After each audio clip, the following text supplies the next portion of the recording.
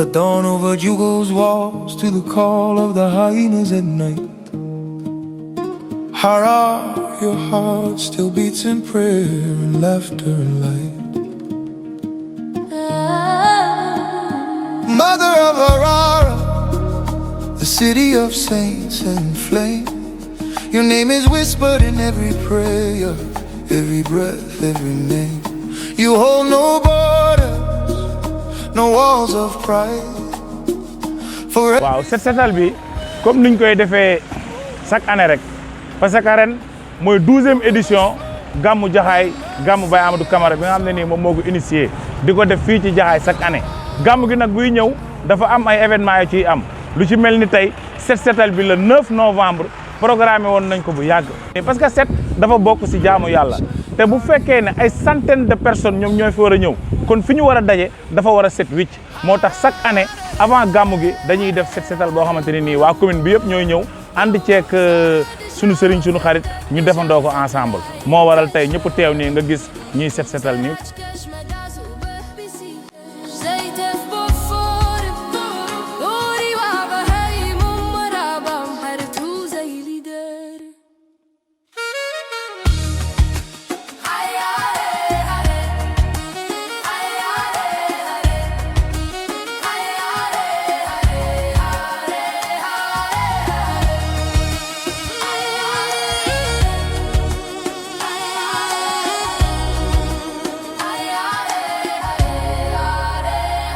Mutter von Hara, du Stadt des Gebets, deine Mauern flüstern, wenn der Wind vergeht. Dein Herz schlägt in jedem Klang der Zeit, in Wissen, Glaube und Menschlichkeit. Von Kindern,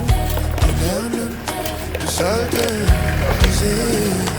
Hara, du lässt kein Herz vergehen.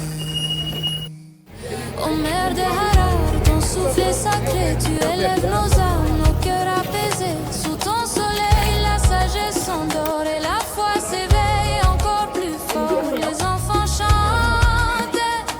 boo xoolee jamono ci ginnaaw am na CLD bu ñu préfet convié ñuy waxtaane ci li nga xamante ne moom mooy waajal gàmmu Baye Am et boobu aussi biñ ñëwee ba si ñu am na ay kii yu ñu jëloon ay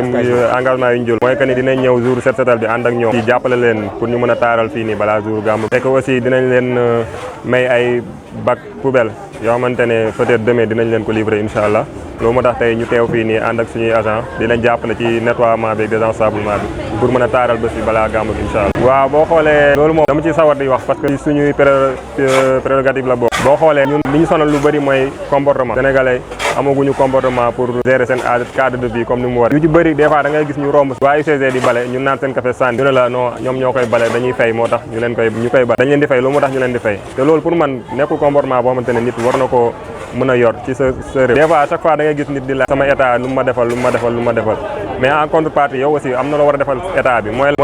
le minimum nécessaire nga mbalit bi ngay produire déchet bi ngay produire environnement bi nga ne def de telle sorte que mu mucc ayib même bu état bi ñëwul yow fi nga dëkk mooy sa kër sa quartier sa AIC lépp ngeen defal ko taaral ko parce que yéen a mën a sàmm loolu noonu du état moom mooy ñëw di leen ko defaral ñun ay agent lañ dañuy ñëw pour benn jour ñu def li ñuy def après ñu dem le reste koñ bi moom moo koy maintenir léegi nag des fois dañuy wax il faut mieux vaut ne pas salir que de nettoyer comprendre léegi dañuy ñaax citoyens sénégalais à ce que ñu am benn culture de propreté benn culture d'investissement humain à chaque fois ñuy def yenn ay activités yoo xamante ne dañuy taaral seen de telle sorte que agent étatique yi sax liñ fay jaar du bëri wala bu ñu fa jaaree c'est juste pour sensibiliser ak yooyu noonu bëgg naa daal ñu gars yi gën a bàyyi xel ci ne lépp loo xamante ne moom mooy taaral seen koñ ak seen ay seek lu mënti ko doon loolu si ñoom la war a jóge ci population bi la war a jóge mais pas ci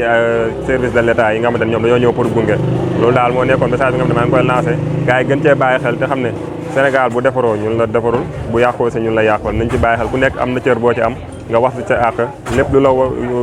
la warloo ak sa dëkkuwaay nga def ko nga sàmm ko ba ni nga xamante ne képp koo xamante ne bu ñëwee foofu noonu rek dina leen nawloo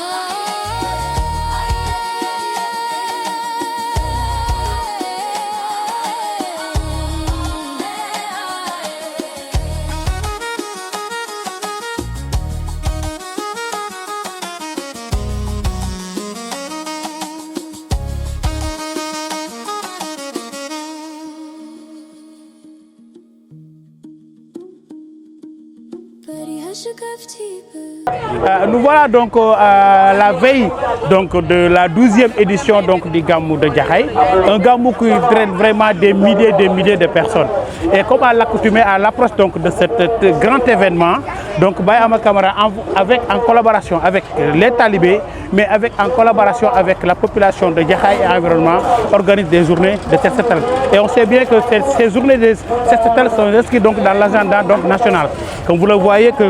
le 5 de chaque mois, donc le président de la République, donc avec le gouvernement, organise des journées de set setal. Et puisque donc ça va drainer des milliers de personnes, il fallait que donc vraiment nettoyer pour bien accueillir. Donc, et nous voilà avec donc toute la population sortir donc accompagner ce guide spirituel. Comme je le dis toujours que chaque ville a son événement, mais Jaxaay a son événement. L'événement de Jaxaay, c'est le Gamou de Jaxaay qui est prévu, Inch'Allah, ce 15 novembre. Étant donné que le ministre de l'Intérieur habite donc à Jaxaay, donc là, en tout cas, moi, depuis que je suis ici à Jaxaay, c'est la première fois qu'on nettoie donc cette rue. Et pourtant, c'est une rue très fréquentée, utilisée par les bus, utilisée par les clandos, utilisée par les Ndiagandia, utilisée par les Tata. Donc je pense bien que nous sommes des Sénégalais, comme par exemple ceux qui habitent au niveau de Sicap, ceux qui habitent au niveau de Almadies, où il y a des équipes de l'ICG qui sont en train de nettoyer ces ruelles. En tout cas, moi, depuis au moins que je suis là, ça fait au moins 5 ou 15 ans, donc c'est la première fois que cette ruelle soit nettoyée. Et je pense bien que ce message sera entendu par le ministre de l'Intérieur, qui est un voisin qui habite juste à côté. Par exemple, si on voit actuellement la superficie de Jaxaay, comparé à Jaxaay où il y avait Médina Thioub, Jaxaay où il y avait Niakourab, Jaxaay où il y avait Cité Lebougui, comparé à ce Jaxaay, on dirait que donc nous sommes dans un quartier, ce qui n'est pas normal. En tout cas, nous, population de Jaxaay, on va se lever comme un seul homme pour au moins faire revenir ces quartiers comme Médina Thioub, comme Cité Kaybakh, comme Niakourab, qui font partie donc de la commune de Parcelles Jaxaay. Imaginez, moi je suis de Cité Kaybakh. Pour chercher un papier, je suis obligé d'aller jusqu'à Bambilor. Pour chercher un papier, je suis obligé d'aller jusqu'à Lepix. Alors que la sous-préfecture est à 3 mètres de chez moi. La mairie de Jaxaay est à 4 mètres de chez moi. Là, c'est anormal. En tout cas, on va se battre, nous tous, au moins, pour faire revenir donc le gouvernement dans ses meilleurs sentiments. Il y aura des moustiquaires, des dons de moustiquaires. Puisque dans chaque événement, pour le Gamou de Jaxaay, il y aura des consultations médicales gratuites, mais également des dons de sang. Pour cette année, donc, on a initié donc, le fait que si vous donnez un peu de votre sang, vous recevez les moustiquaires. Et on sait bien que ces moustiquaires sont très importants, surtout actuellement avec le paludisme et vraiment la prolifération de certaines maladies comme Mpox et la vallée.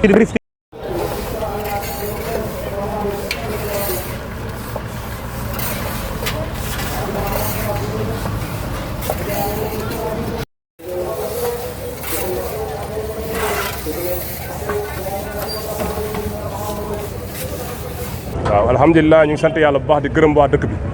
di gërëm mbooloo bi ndax woote yomb na waaye ñu uy si la moo gën a jafe te ñu woo leen ci woo boo xam ne woo jàmm la woo islam la woo boo xam ne dëgg-dëgg ndax yonent yàlla Muhammad sallallahu alayhi wa sallam moo ñu waxoon set ci ngëm yàlla la bokk te citoyen bu ne war na góorgóorlu defal dara dëkkam te li ñu def suñu dëkk mooy lan mooy ñëpp génnandoo tuur seen ñàq def ngir lan ngir yàlla rek a tax defuñu ngir kenn waaye dañoo def ngir bëgg suñu gox ak bëgg suñu dëkk ngir mu set ci loolu moo tax ñu génn ñun ñëpp defandoo ko set seta dara warul ko nag lu dul waajal bis boo xam ne bisu yërmande la mooy bisu yonentu yàlla Muhammad sallallahu alayhi wa sallam le 15 novembre ñu ngi sant yàlla bu baax di gërëm bu baax Ama Tidiane ndax dëkk mënul développé te amul route problème Jaxaay bu gën a am doole mooy problème route moo ñu principal moo ñu të ndax fi ñu taxaw nii rond point la ndax ñaari axe la bii dafay génn dem Kër Massar bii dafay génn dem ba sédiment bi waaye bii route la boo xam ne route damay wax ne sax pour jàppandiku kaay la ndax route bi boo xoolee yaatuwul yaatu boo xam ne oto yi mën nañ fi jàll di gënandoo ndax problème bu gën a rëy ci département bi mooy problème circulation te situation bi bu ñu ko bëggee lijjanti il faut ñu débousser circulation bii jëm ba Njaxiraat mooy bii jëm sédiment bi jëm marin bi wër ko bii jëm ba Kounoune dañ ko war a continuer ndax bu ñu ko defee dëgg circulation bi dina mën a développer réew mi temps bi lu ko gën a tàrrel dëkk oto yi bëri nañ te dëkk bi xat na te tëli yi war nañ ci jublu te Jaxaay moom ñun loolu la ñu ni sàkku di leen xaar ci développement bu jiitu mooy route bi il faut mu déboucher wu. aduna moom chaque jour ak rectifier ñoo am ndax réew mi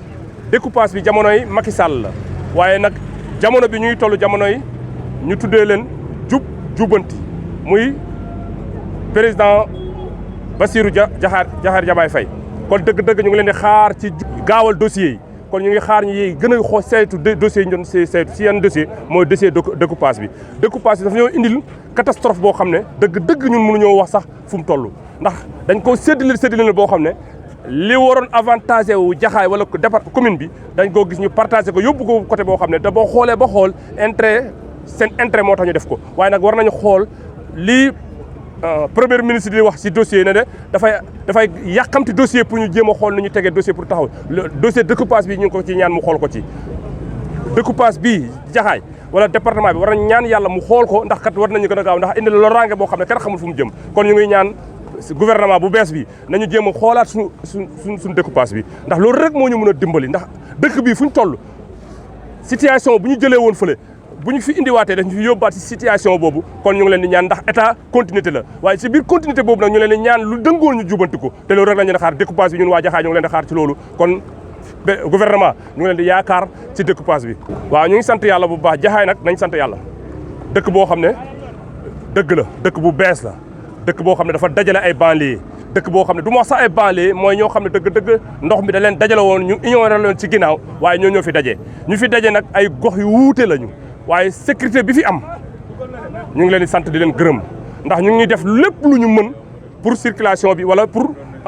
sécurité bi mun a am kon ñu ngi sant yàlla bu baax ci côté boobu ñu ngi sant yàlla bu baax ci côté boobu ndax kat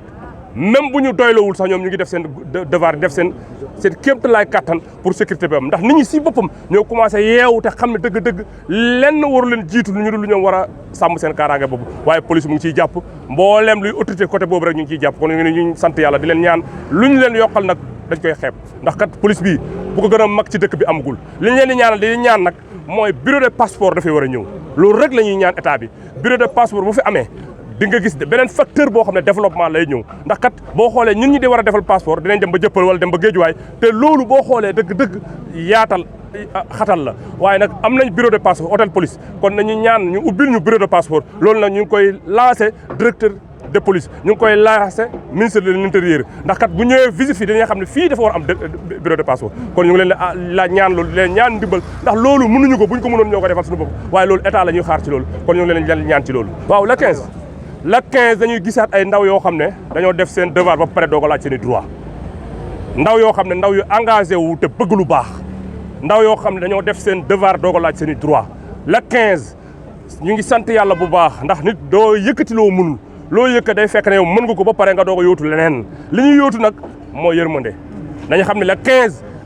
kenn ku nekk na bàyyiwaat thème bi ci boppam mooy lan mooy kersa la ñuy wax ndax l'islam lu jiitu ci islam mooy kersa boo ko amee di nga jomb def yenn yi di nga jomb wax ak sa moroomu baay di ko wax ju ñaaw di nga jomb yu bëri internet bi ndax kersa boo ko amee di nga wéet sax xam ne dëgg sa diggante ak sa borom da nga ci wéetaliku kon nañ góorgóorlu ci thème boobu thème bu am valeur la te ñu ngi ci waaw ndaw ñëpp nag ndaw yëpp jiital ko sama bopp nañu xoolaat suñu bopp te am kersa mooy tax doo salarti ku mag kersa mooy tax doo wax loo xam ne lu dul dëgg kon ñu ngi xaar ci thème boobu ndax lu ñu wax 15 novembre dafa am ay message yu ñu fa war a jàllale te message yooyu yonent yàlla Muhammad sallallahu alayhi wa sallam moo ko joxe jaarale ko ci yàlla kon nañ góorgóorlu ñun ñëpp ànd ci loolu yàlla moo ko joxe jaarale ko ci yonent yàlla Muhammad sallallahu alayhi wa sallam kon ñun ñëpp nañ góorgóorlu te waajal 15 novembre boobu ci jikko ju rafet 15 novembre ci yaatu 15 novembre boobu ci ubbeeku 15 novembre boobu ci joxante loxo te xam ne ñun ay doomi réew kenn mënuñoo defal réew mi ku dul ñun ñoo ko war a mën a defal kon sama ndaw réew nañu xoolaat suñu bopp te xam ne dëgg ñun ñoo jëmmi